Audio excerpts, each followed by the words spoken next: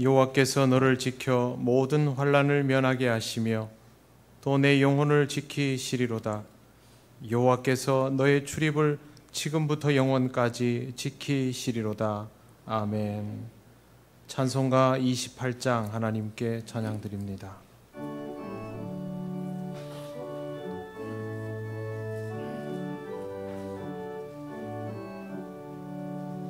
복의 근원 강림하사 찬송하게 하소서.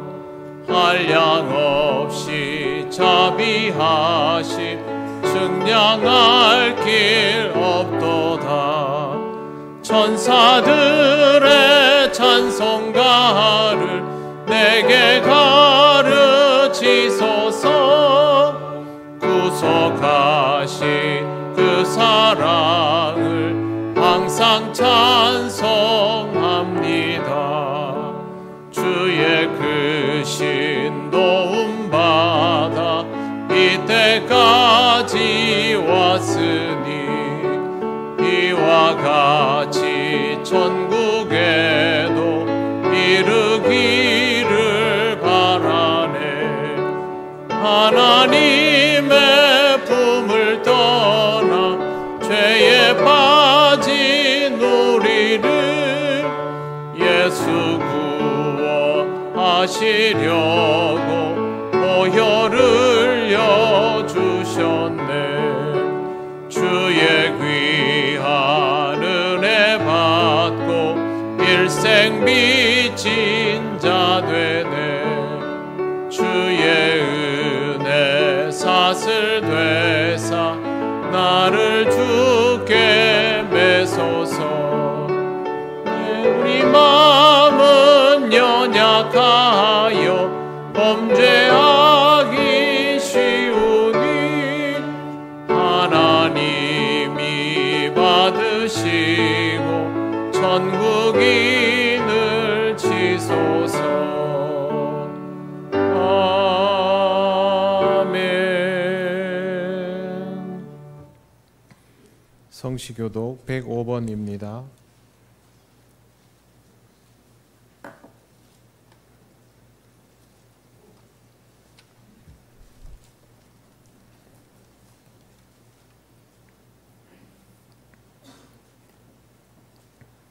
여호와께 감사하라. 그는 선하시며 여호와께 감사하고 그의 이름을 불러 아뢰며 그들이 광야 사막길에서 방황하며 거주할 성읍을 찾지 못하고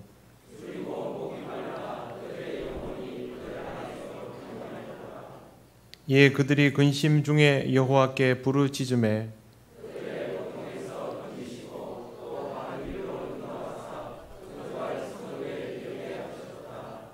여호와의 인자하심과 인생에게 행하신 기적으로 말미암아 그를 찬송할지로다.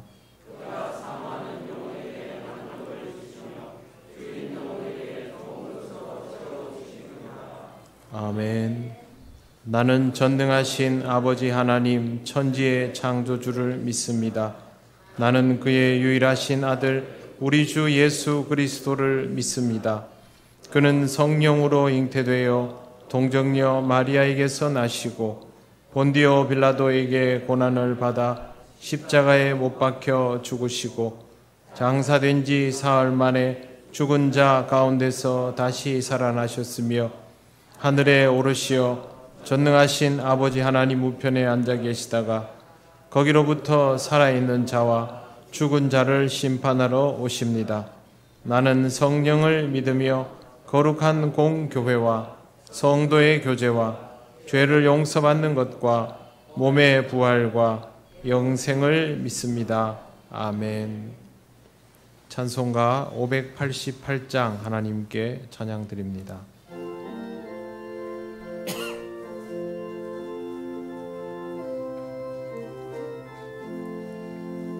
공중 나는 새를 보라. 농사하지 않으며 곡식 모아 곡간 안에 들인 것 없어도 세상 주관하는 주님 새를 먹여주시니 너희 먹을 것을 위해 근심할 건 무엇냐. 들의 백합화를 보라. 길쌈 쓰고 안 해도 솔로몬의 입은 옷도 입고만 못하였네. 아궁 속에 던질 풀도 귀히 입히시거든. 사랑하는 자녀들을 입히시지 않으랴. 너희들은 세상에서 무엇 먹고 마시며 무슨 옷을 입고 살까 염려하지 말아라. 이는 이방 사람들이 간구하는 것이요 너희 하늘 아버지는 너희 쓸 것 아신다.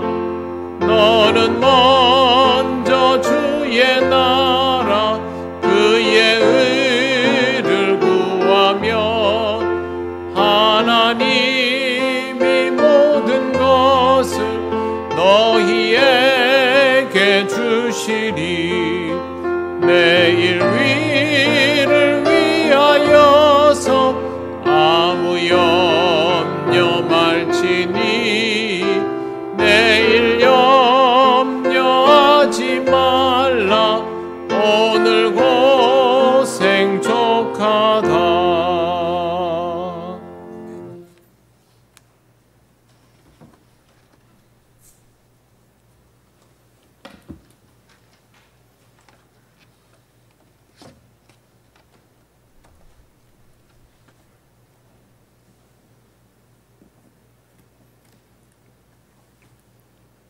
우리 인생의 주인이 되시는 하나님, 반환점을 돌아 7월 첫 주 맥주 감사 주일로 예배 영광 돌리게 하시니 감사합니다. 지난 6개월을 되돌아볼 때 모든 것이 하나님의 은혜였음을 고백합니다.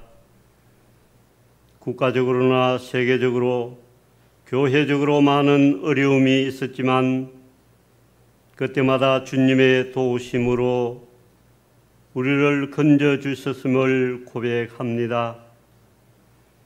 다시 골리앗과 싸우기 직전에 선포했던 그 고백을 기억합니다. 여호와께서 나를 사자의 발톱과 곰의 발톱에서 건져내셨은즉 나를 이 블레셋 사람의 손에서도 건져내시리라고 담대하게 고백했던 것처럼 우리도 남은 6개월을 믿음으로 담대히 살게 하옵소서. 하지만 지난 6개월을 뒤돌아볼 때 부끄러운 모습밖에 없음을 고백합니다.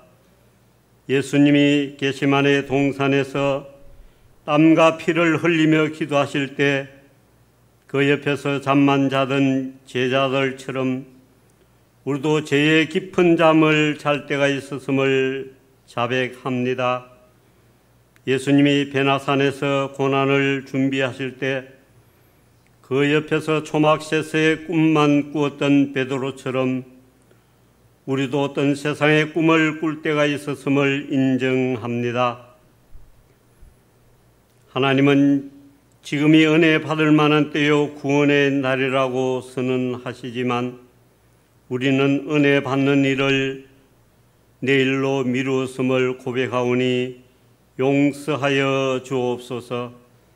특히 오늘은 온 교우가 한마음으로 맥주감사주의를 지키게 하시니 감사합니다.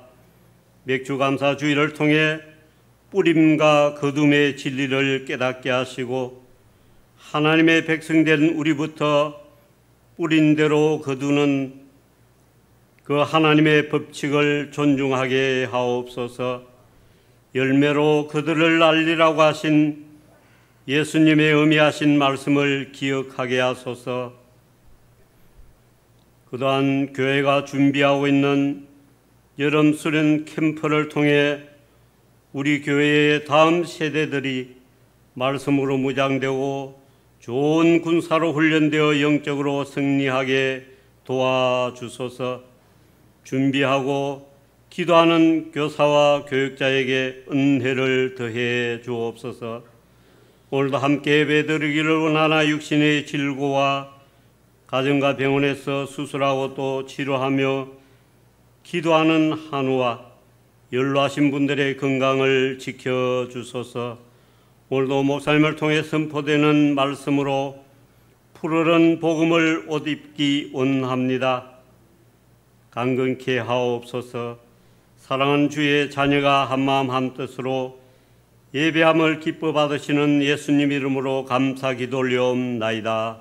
아멘.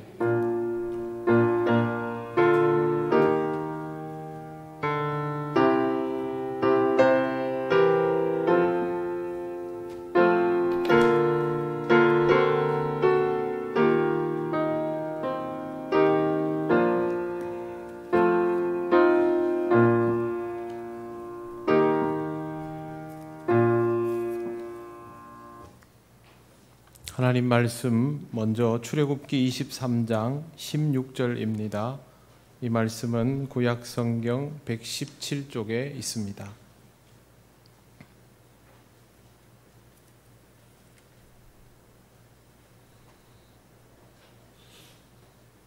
출애굽기 23장 16절 말씀을 봉독합니다. 맥추절을 지키라. 이는 내가 수고하여 밭에 뿌린 것의 첫 열매를 거둠이니라. 수장절을 지키라. 이는 내가 수고하여 이룬 것을 연말에 밭에서부터 거두어 저장함이니라. 아멘. 출애굽기 34장 22절입니다. 구약 성경 136쪽입니다.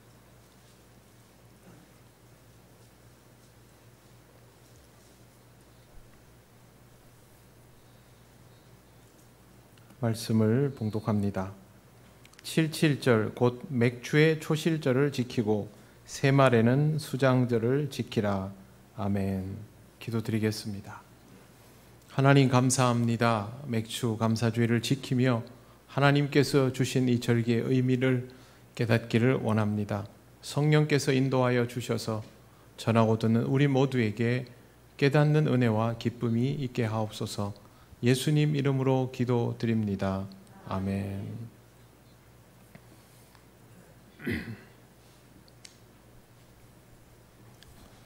제가 말씀을 준비하면서 어린 시절을 떠올려 보았더니 갑자기 생각나는 일이 있었습니다. 맥추감사주일, 추수감사주일 할 때 되면 추수감사주일은 이해가 됐는데 맥추감사주일이 되면 왜 감사절을 두 번이나 하지?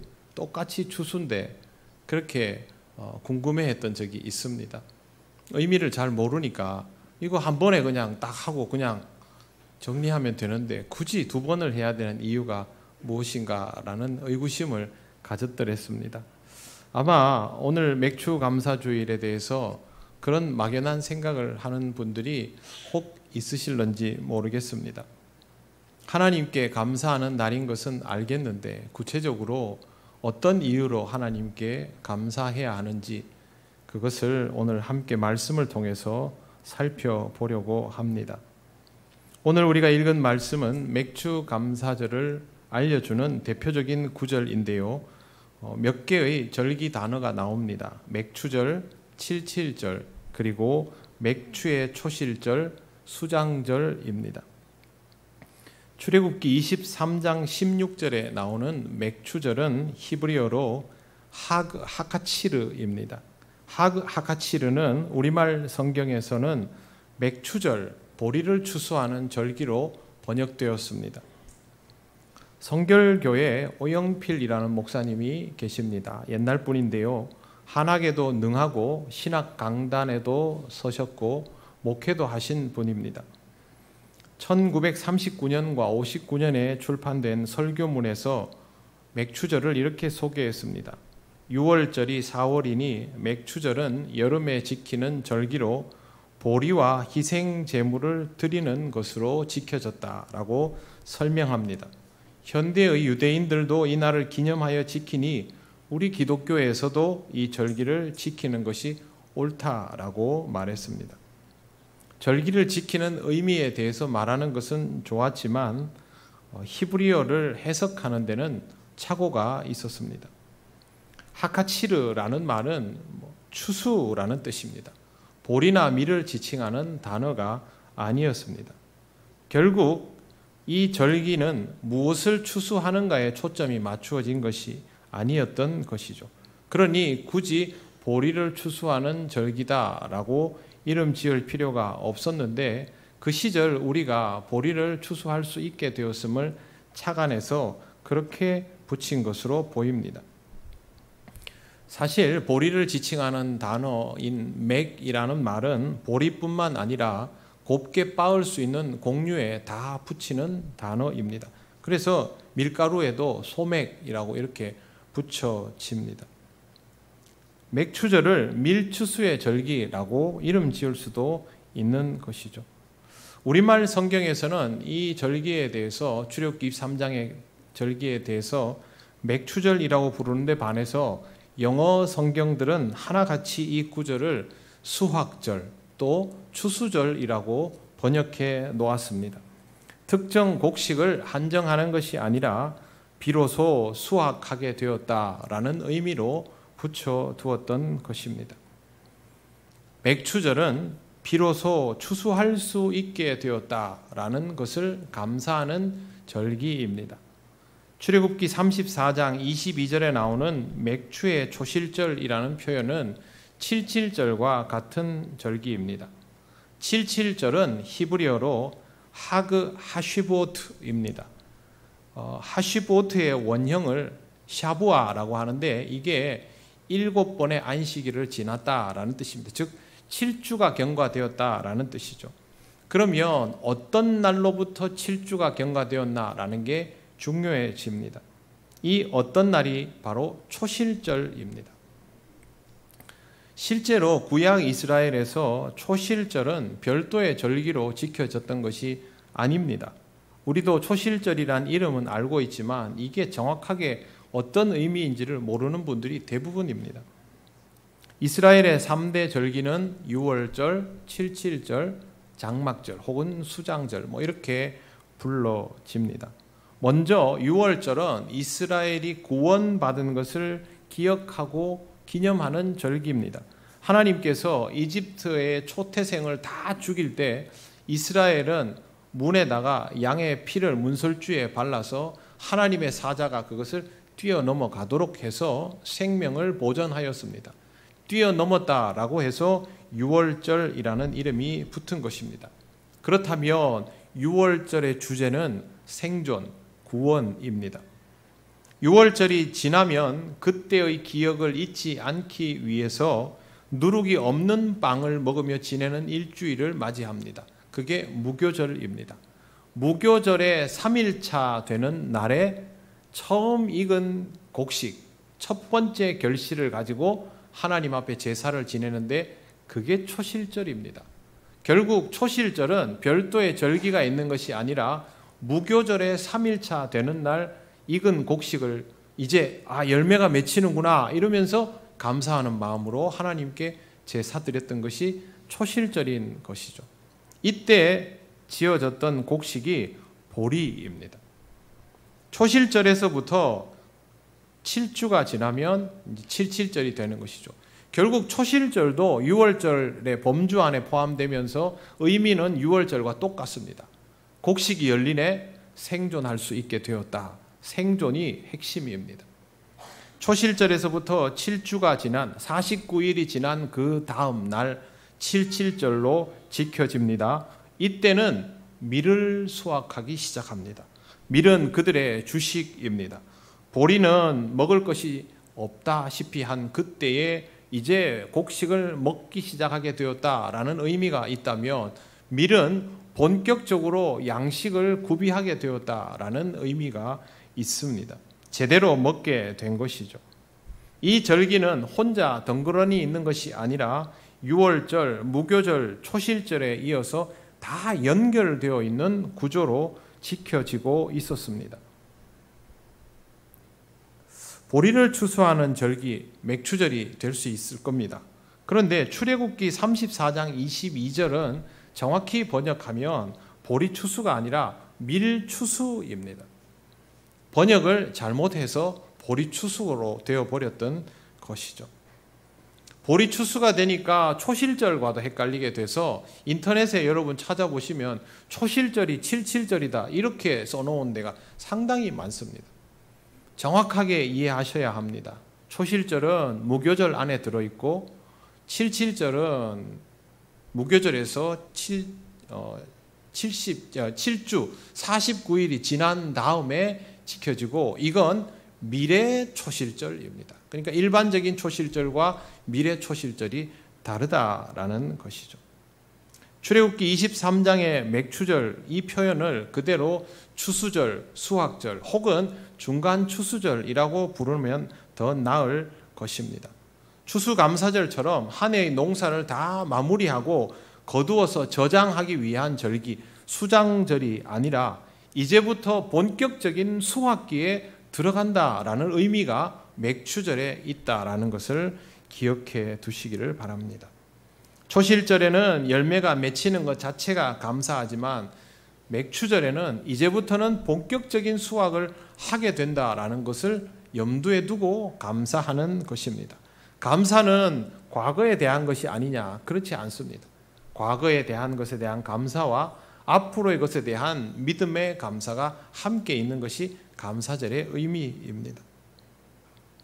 비유를 하면 이렇습니다. 초실절은 어민들이 고기를 이제 고기잡이하러 나가서 처음 고기를 잡으면 하나님께 이제 하나님 제가 조업을 본격적으로 할 수 있게 돼서 감사합니다. 그렇게 드리는 감사면 초실절이 될 것이고요. 금어기를 지나서 본격적으로 고기잡이를 할 수 있게 되었을 때가 되면 맥추절이라고 할 수 있습니다. 양식업 하는 분들이 출하를 본격적으로 하기 시작하면 그때가 바로 맥추절의 의미에 해당되는 것입니다. 이스라엘의 절기는 이렇게 외우면 아주 쉽습니다. 유월절 그리고 77절 장막절이 대표 절기인데 절을 따라서 세 개의 단어를 한번 같이 말해 보겠습니다. 따라해 보십시오. 생존, 생활, 결실. 네, 이 세 가지입니다. 그렇게 기억하시면 됩니다. 첫 번째 절기는 생존에 대한 감사, 두 번째 절기는 생활에 대한 감사, 세 번째 절기는 결실과 저장에 대한 감사입니다.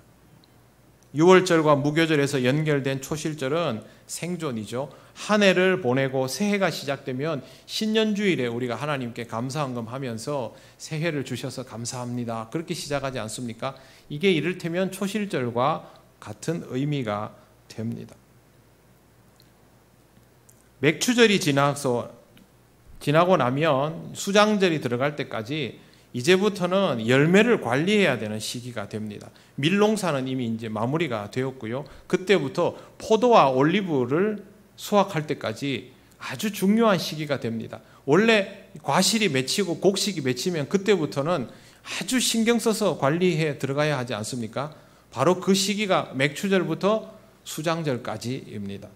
그 어느 때보다도 정성을 다하여 일해야 되는 시기, 그 일을 할 수 있도록 하나님께서 보리뿐만 아니라 밀을 주셨기 때문에 더 이상 다른 것들은 신경 쓰지 않고 최선을 다해서 결실이 마무리되고 저장할 수 있을 때까지 열심히 농사를 지어야 한다라는 의미가 맥추절에 포함되어 있는 것입니다. 지나간 것들의 결실에 대한 감사로 그것을 기반 삼아서 오늘을 더 열심히 살아야지라는 마음이 들 수밖에 없는 것이 아주 중요한 일련의 과정 한가운데에 있는 사람의 마음일 것이죠. 그렇기 때문에 맥추절은 열심히 살아가는 사람일수록 그런 마음이 더 들 수밖에 없습니다. 내가 지금까지 최선을 다해서 살아왔고 하나님께서 이 과정을 인도하여 주셨는데 이걸 내가 마무리 잘 지어야 하지 않겠는가? 하나님을 붙잡고 나아가야지. 하나님께서 내게 주신 기회를 끝까지 잘 사용해야지. 이런 마음이 들 수밖에 없는 게 바로 맥추절입니다. 이름은 보리추수를 오인해서 잘못 붙인 감이 있지만 실제로 구약에 나오는 77절의 진짜 의미는 우리가 정확하게 지키고 있는 것입니다. 여러분은 지난 6개월간 하나님의 인도하심을 따라서 살아오셨습니다. 어려운 고비도 있었을 것이고 실패하는 순간도 있었을 것입니다만 무엇보다 중요한 것은 우리가 여전히 신앙적이라는 것입니다. 이것이 가장 큰 감사의 조건입니다. 신앙이 있기 때문에 다음 6개월에 대한 준비도, 다음 6개월에 대한 헌신도 신앙적으로 할 수 있는 것입니다. 어려울 수 있습니다. 실패할 수도 있습니다. 하지만 그때도 여전히 우리는 신앙적일 것이기 때문에 하나님의 도우심을 통하여 끝내는 결실하게 될 것입니다. 우리가 유월절을 지키는 사람들이 아니니 굳이 오늘의 절기에 77절이라는 이름을 붙일 필요는 없습니다. 하지만 이 과정의 한가운데에서 분기점을 돌아가며 드리는 감사라는 것은 잊지 말아야 합니다. 전반전, 후반전이라는 표현을 제가 가끔 사용합니다. 전반전에서 이겼다고 경기 끝났다고 하는 팀이 있습니까? 그러면 그 팀은 후반전에 거의 예외 없이 역전패 당합니다.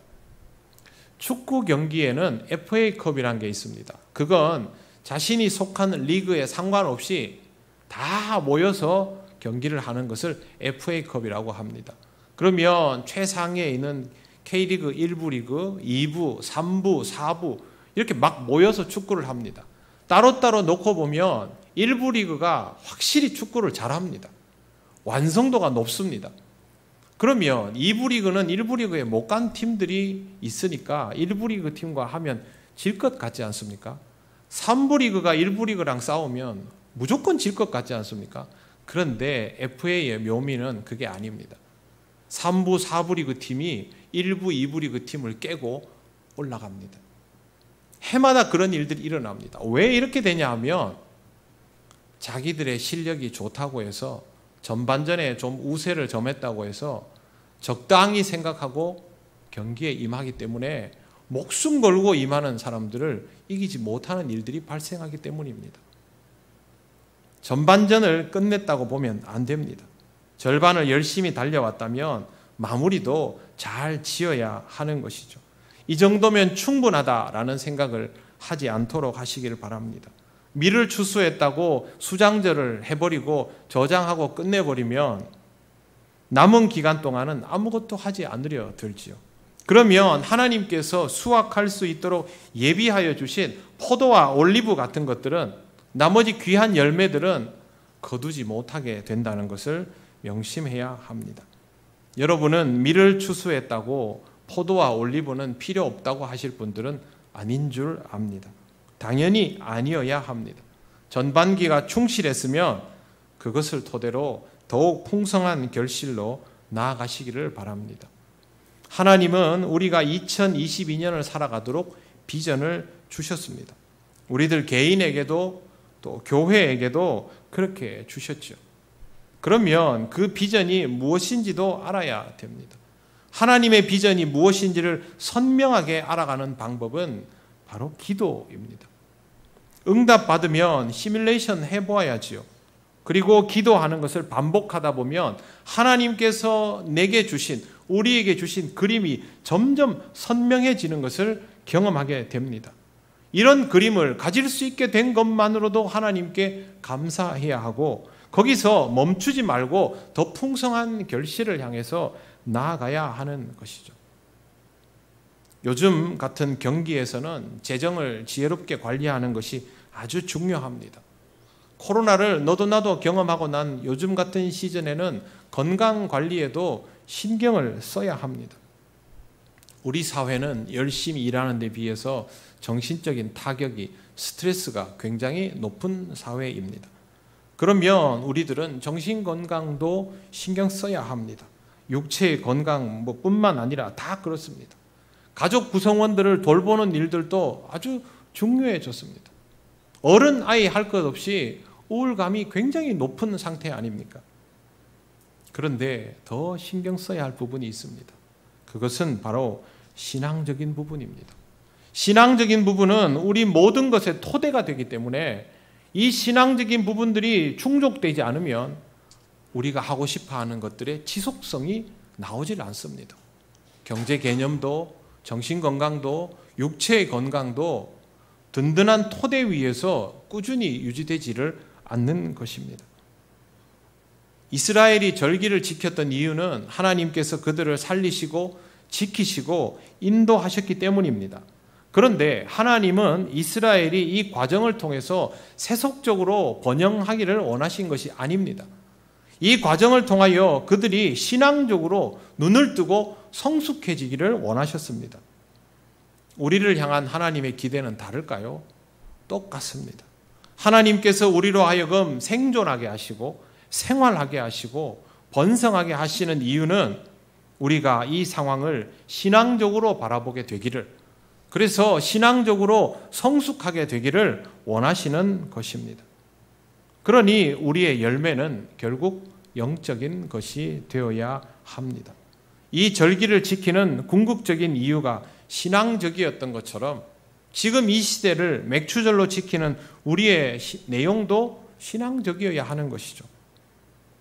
신앙적이란 말이 무엇입니까? 하나님과 우리와의 관계가 점점 더 견고해져 나가야 한다는 뜻입니다. 하나님께서 여러분으로 하여금 번성하게 하셨는데 그 번성함을 들고 하나님과 점점 거리가 멀어지고 세상적으로만 분주해진다면 그것은 하나님의 의도에 부합되는 것이 아닙니다. 그럴수록 하나님과 더 가까워져야만 합니다. 저는 앞으로 여러분에게 영적 결실을 맺는 삶에 대해서 지속적으로 말씀을 전하려고 합니다. 여러분은 이런 결실을 맺는 삶을 위해서 항상 준비 운동이 되어 있는 그리스도인이 되시기를 바랍니다. 운동선수들이 실제로 임하는 경기는 매우 격렬합니다. 그래서 운동선수들은 그 경기 시간의 몇 배에 해당되는 준비 운동을 반드시 합니다. 축구선수, 야구선수들이 그날 저녁에 시합 있다고 해서 그것만 하는 게 아니라 낮에 벌써 2시간, 3시간씩 몸을 다 풀어놓습니다. 그렇지 않으면 부상을 입기 때문입니다. 평소에 준비 운동이 되어 있지 않은 우리가 하나님께서 주시는 영적 연단의 삶 속에 들어가면 그냥 되겠습니까? 절대 안 됩니다. 안 하던 걸 갑자기 하면 다치게 되는 것처럼 우리도 소화하지 못하는 경우들이 허다하게 발생합니다. 한 번만 하고 다시는 못하는 거죠. 우리 신앙의 준비 운동은 다른 거 없습니다. 예배자로 살아가는 것, 기도자로 살아가는 것입니다. 예배자로 살아가지 못한다면 하나님의 인도하심을 따를 수가 없고 하나님이 기뻐하시는 결실을 맺을 수 없습니다. 기도자로 살아가지 못하는 것도 마찬가지입니다. 하나님께 뜻을 묻지 않고 우리가 가야 할 길을 끝까지 한 번도 틀리지 않고 갈 수 있는 사람 있습니까? 없습니다. 우리는 언젠가는 길에 막히게 돼 있고 언젠가는 갈래길에서 몰라서 주저앉게 되어 있습니다. 누구나 겪는 일입니다. 그래서 기도해야만 하는 것이죠. 하나님이 허락하신 열매를 맺고 싶다면 가장 기본적인 것부터 하시기를 바랍니다. 아무것도 하지 않으면서 결실을 바라면 안 됩니다. 기도하지 않으면서 응답을 바라고 길을 묻지도 않았으면서 알려주기를 바라고 결실을 위한 시도와 노력을 하지 않았으면서도 결실을 바라는 것은 옳지 않습니다. 우리가 맺는 모든 결실은 하나님과 함께 맺는 결실입니다. 신실하신 하나님은 이미 일하시니 우리도 신앙적 결실을 위하여 수고하여야만 합니다. 우리는 복음을 가진 사람들이죠. 복음을 가진 사람들의 신앙적 결실은 결국 복음을 전하여 생명을 살리는 것입니다. 우리한테 이보다 중요한 일은 없습니다. 그런데 이게 쉽지 않은 것이 문제이죠. 우리에게 허락된 죄사함과 구원은 예수께서 이 땅에 오셔서 십자가를 지시고 죽으시고 부활하심을 통하여 이루신 열매입니다. 결코 간단하고 쉬운 열매가 아니었습니다. 그리고 복음을 전하는 것은 복음 증거자가 자기 십자가를 져야만 성공할 수 있는 열매입니다. 쉬울 리가 없습니다. 전도를 해도 결실을 잘 맺지 못하는 것이 당연합니다. 그러나 그렇기 때문에 열매를 맺으면 그만큼 값진 것입니다. 제가 지난번에 과일 하나, 포도 하나에 900만 원짜리 있다고 말씀드렸죠. 14년 동안 연구해서 만든 포도. 수요일 저녁에 제가 말씀드렸네요. 실패를 얼마나 많이 했겠습니까? 그게 그만큼 귀한 이유가 희소성 때문 아닙니까? 복음 증거가 쉬웠던 적은 단 한 번도 없습니다. 복음 증거가 쉬웠던 것처럼 여겨지던 시대는 실제로는 그렇지 않았습니다. 전도는 항상 어렵습니다. 그렇기 때문에 우리도 마음을 단단히 먹고 그렇게 임해야 하는 것이죠. 그렇게 생각하지 않고 쉽게 생각하고 덤벼보고 몇 번 실패하면 인내하지 않게 되다 보니 복음을 가진 우리가 가장 중요한 사명을 놓치며 살아가는 것입니다. 우리는 어떻게 해서 이렇게 신앙생활을 하고 있습니까? 누군가가 우리를 위해서 기도해주고 누군가가 포기하지 않았기 때문에 그래서 이렇게 신앙이 지켜졌던 거 아닙니까? 그러면 우리도 이 수고의 과정을 해야만 하는 것이죠. 어려운 거 생각하지 마시고 가까이 있는 거 쉬운 것부터 해 나가시기를 바랍니다. 올해 초에 동행하는 교회에 대하여 말씀을 드렸습니다. 그냥 갑자기 생각나서 말씀드린 거 아니고요. 저는 여러분들에게 뭔가를 하자고 말씀을 드리면 몇 년 동안 고민하고 기도하고 말씀드린 겁니다. 제가 장로님들께 이 말을 꺼냈을 때 장로님들도 똑같은 고민을 하고 있어서 깜짝 놀랐습니다. 그래서 이거는 우리가 할 수밖에 없는 일이구나 라고 생각하고 말씀을 드렸는데 놀랍게도 동행하는 교회들이 모두 다 변동사항이 생겨버렸습니다. 우리가 어찌 할 수 없는 일들이 공교롭게도 하필이면 우리가 가고자 하는 교회에 다 생긴 겁니다. 고민에 빠졌습니다. 그렇게 고민하던 차에 코로나가 갑자기 막 확산됐습니다. 여러분들 중에 코로나 확진자가 매주 나오고 결국 저도 코로나에 걸리고 보통 몸 추스리는데 한 달 이상 걸리지 않습니까? 저는 아직도 몸은 더운데 찬바람 나오면 계속 기침 납니다. 정신 차리고 나니까 6월이었습니다. 계속 기도했습니다. 해야 되는 일인데 하려니까 뭐가 하나도 안 맞고 그래서 기도 시간만 되면 이 제목이 먼저 떠올랐습니다. 그리고 하나님께서 저에게 주셨던 응답은 굉장히 간단했습니다. 할 걸 해라. 해야만 하는 것을 해라. 모르는 답도 아니죠. 다 알고 있는 거고 그럴 수밖에 없다는 걸 알면서도 다른 방법이 없을까? 그렇게 기도했던 것이거든요. 그래서 그냥 하기로 했습니다. 제가 먼저 장로님들한테 그렇게 합시다라고 말씀드렸고 장로님들도 두말 않고 따라주셨습니다. 7월, 8월 2달 동안 교구별로 큰 부담을 가지지 않고 여러분들이 동행하는 교회에 가서 같이 예배도 드리고 그분들과 음식도 나누고 또 그 교회가 위치하고 있는 섬이 어떤 곳인지도 살피고 하나님께서 여러분에게 감동 주시면 그 외에 다른 것들도 할 수 있겠죠. 당연히 복음도 전할 수 있고요. 그렇게 일단 출발을 하려고 합니다. 해야만 하는 일이기 때문에 그렇습니다. 가만히 있을 때보다는 더 번거로워지고 더 불편해지고 수고스러워질 수 있습니다. 그럼에도 불구하고 하나님께서 우리에게 주시는 결실이 있기 때문에 하는 겁니다. 정말 중요한 것은 결과물이 아닙니다. 과정 자체가 하나님의 신실하심 때문에 우리에게 이미 열매가 되기에 우리는 이 과정을 밟는 것 자체가 의미가 있는 것입니다. 인생은 항상 좋은 결실을 내며 살기는 어렵습니다. 때로는 시기가 적절하지 않고 때로는 상황이 받쳐주지 않고 무엇보다 우리가 부족함 투성이라서 결실하지 못할 때가 더 많습니다. 그럼에도 불구하고 최선을 다해야 하는 것은 신실하신 하나님께서 함께 하시기 때문입니다.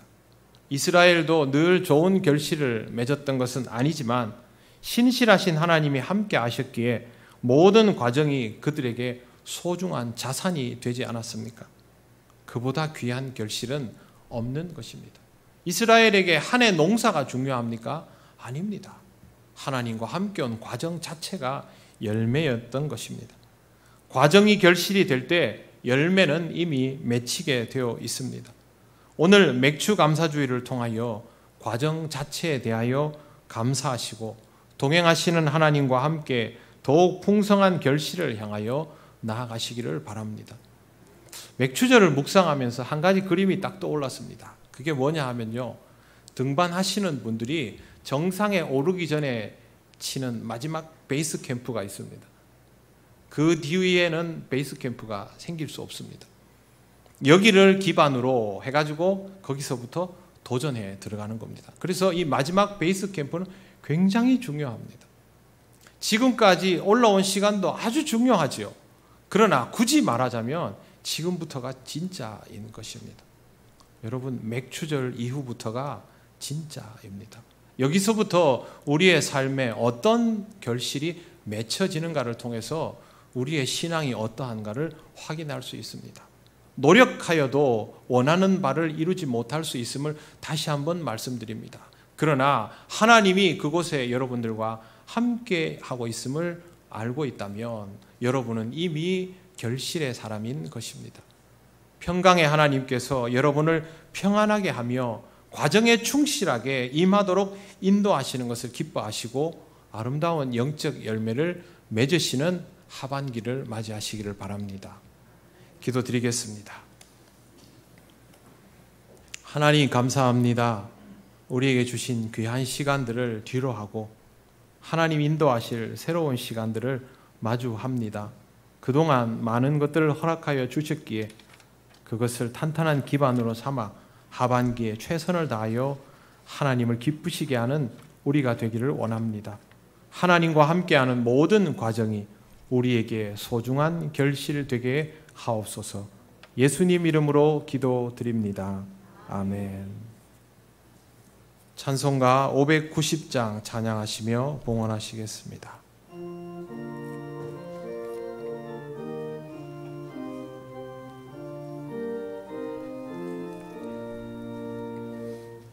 논밭에 어곡백과 거두게 하신 주 목소리 가다듬어 할렐루야 찬양 철 따라 거둔 열매 주님의 은혜라 참 고마우신 주를 다 찬양하여라 사막의 샘이 솟아 꽃 피게 하시니 시냇물 노래하고 산들은 춤추네 메마른 모든 땅에 단비를 주시고 어곡이 풍성하게 주복을 주셨네 은혜로 거둔 곡식 주 앞에 바치고 구원을 받으니 목주님께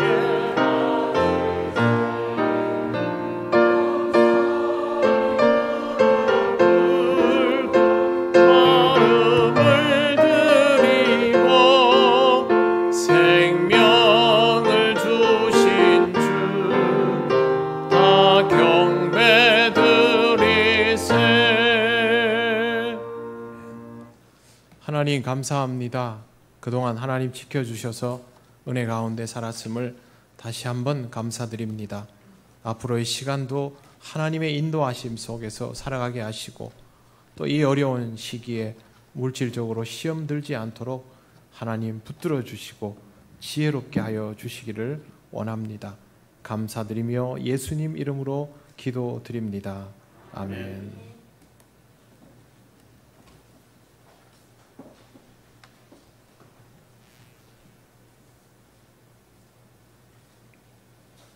교회 소식 알려드립니다. 예배에 나오신 모든 분을 환영합니다. 처음 오신 분은 새가족부의 안내를 받으시기 바랍니다. 예배 오늘은 맥주 감사주일입니다.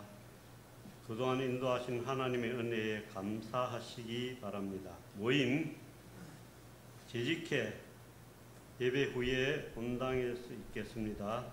두 번째 교육부 회의는 다음 주일 2부 예배 후에 본당에서 있겠습니다. 안내 맥주 감사절을 맞이해서 교회에서 떡과 음료를 준비하였습니다. 예배 후에 나가시면서 받아가시기 바랍니다. 두 번째 동행교회 방문 7월 8월 중에 각 교구별로 동행교회를 방문하여 예배와 만남 그리고 약간의 섬투어도 있을 예정입니다. 먼저 교구별로 모임을 가져주시고 날짜의 우선권은 먼저 신청한 그런 교구에게 있겠습니다. 하나님이 열어주신 은혜의 길로 가는 첫걸음이니 교구별로 기도로 준비하시기 바랍니다. 저희들이 교구별로 정해놨는데 연화도교회 위에 세 개 교회죠. 세 개 교회인데 각 교구별로 그렇게 유동교회도 있고 새성교회 두 교회까지 올해 4개 교회가 되겠습니다. 그리고 세 번째 전국 장로 수련회가 7월 6일부터 8일까지 경주 더케이 호텔에서 있습니다. 네 번째 교회학교 여름 행사 안내 교회학교가 여름 수련회를 준비하고 있습니다. 전 교인이 이를 위해서 기도해 주시기 바랍니다. 후원하실 분은 교육부장이신 이명렬 장로님께 하면 되겠습니다. 유치부가 7월 17일부터 중고등부가 7월 23일 아동부가 7월 29일부터 있겠습니다. 7월 안내위원 참고하시고요. 좋은 습관 가지기 캠페인도 참고하시고 7월 함께 나눌 기도 제목 첫 번째 하나님 은혜를 힘입어 남은 6개월간 아름답고 풍성한 결실을 거두게 하옵소서. 두 번째 여름을 영과 육의 강건함 속에서 살아가게 하옵소서. 세 번째 교회학교와 수련회를 통해서 우리 모두가 은혜를 체험하게 하옵소서. 기도하는 저와 여러분이 되시기 바랍니다. 특별히 안전을 위해서 더 기도해 주시면 고맙겠습니다. 이사입니다. 네, 우리 올 초부터 기도하고 준비하던 동행 프로젝트는 장로님 방금 말씀하셨지만 연화도 교회, 유동교회, 두억교회, 새섬교회 4군데입니다. 저도 장로님들하고 교회를 연결해놓고 나면 맨날 제가 연결해놓고 헷갈려하고 그렇게 했는데 실질적으로 이제 하기 시작하면 구체적으로 일이 될 겁니다. 예배 후에 식사 시간이나 이런 기회를 통해서 교구별로 모임을 가져주시고요. 이것은 국내 선교의 일환으로 하는 일이기도 합니다. 그래서 교회는 여러분들에게 아주 필요한 최소한의 비용들을 지원하겠지만 사실상 이것은 교구별로 자비량으로 해야 되는 사역이라는 것을 알아두시고 그동안 구역 활동들을 구체적으로 하지 못한 것들을 이 사역을 통해서 구체화해 나가면 좋겠습니다. 그래서 출정하기 전에 모여서 기도하고 그렇게 움직이시고요. 주일날 움직이게 되기 때문에 예배 시간을 맞추는 일들이 섬지역 교회는 우리와는 사정이 좀 다를 수 있습니다. 그래서 배 시간이 맞지 않는 경우에는 새벽 예배를 드리고 같이 출발하고, 또 가능하면 우리 교회에서 일부 예배를 드리고 출발할 수 있도록 프로그램을 짤 생각입니다. 그곳에 가서도 예배를 드리고 교류를 나누게 되기 때문에 아마 여러분들에게는 아주 소중한 경험이 될 것입니다. 다녀오고 나면 사실상의 일일 수련회 같은 느낌을 가지게 될 것이라고 생각을 합니다. 많은 분들이 가셔서 함께 예배 드리는 것도 의미가 아주 큽니다. 지금 섬지역의 교회들은 예배 인원 자체가 아주 적습니다. 그곳에 예배당이 채워졌던 기억 자체가 희미해지고 있는 시대인데, 함께 가셔서 그렇게 같이 예배를 드리면서 그 자리가 함께 채워져 나가기를 사모하는 마음으로 기도하고 하나님의 응답을 구하는 것도 굉장히 귀한 일입니다. 연령에 상관없이 열심히 기도하고 적극적으로 참여해 주시기 바랍니다. 한 가지 더 광고를 드리겠습니다. 여름, 겨울이 되면 예배실 온도 맞추는 일이 아주 어렵습니다. 그래서 예배를 담당하는 분들이 곤혹을 치를 때가 많습니다. 겨울에는 우리 교회가 가장 따뜻한 교회입니다. 다른 교회 행사를 가보시면 우리 교회만큼 따뜻함을 유지하는 교회가 없고요. 여름에도 온도를 굉장히 잘 맞춥니다. 우리 교회의 적정 온도는 여름, 겨울 공이 22도에서 23도입니다. 뒤에 있는 온도계를 계속 체크하고 있는데, 개인적인 특성에 따라서 추위를 느낄 수도 있고 아닐 수도 있습니다. 방법을 알려드리겠습니다. 추위를 별로 안 느끼는 분, 시원한 게 좋다 싶은 분은 이 우측편 3행에 앉아주시면 좋겠습니다. 이쪽이 훨씬 시원합니다. 나는 추위를 좀 느낀다, 그러면 왼편으로 가시면 됩니다. 추위를 더 많이 느끼는 분은 2층을 이용하시는 것도 방법입니다. 추위를 많이 느끼는 분들이 우측편에 앉아가지고 춥다고 에어컨을 위로 계속 올리면 결국에는 그 바람이 돌아서 더 추워하는 이쪽으로 갑니다. 그러니까 서로 다 힘들어지는 것이죠. 그러니까 조금 더 서로를 배려하는 의미에서 지혜롭게 예배 좌석을 사용해 주시기 바랍니다. 여러분에게 익숙한 자리가 있는 건 제가 잘 압니다. 그렇지만 이 계절에는 서로를 위해서 그렇게 배려를 해 주시기를 바랍니다. 이제 자리에서 일어나셔서 예배드린 교우들과 인사 나누시겠습니다. 처음 오신 분들과도 인사 나누시겠습니다.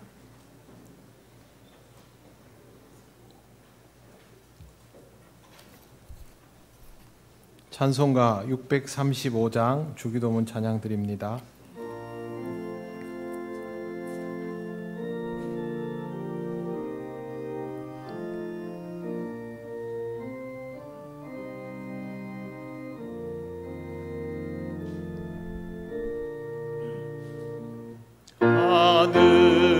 하늘에 계신 아버지 이름 거룩하사 주님 나라 임하시고 뜻이 이루어지다.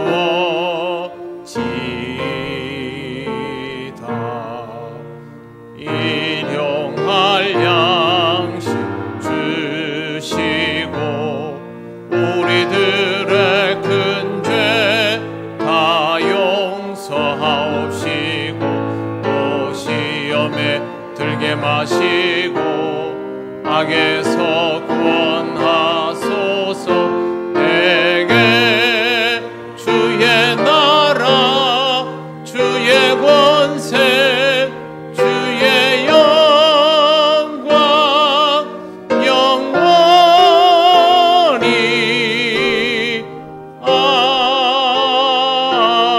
아멘.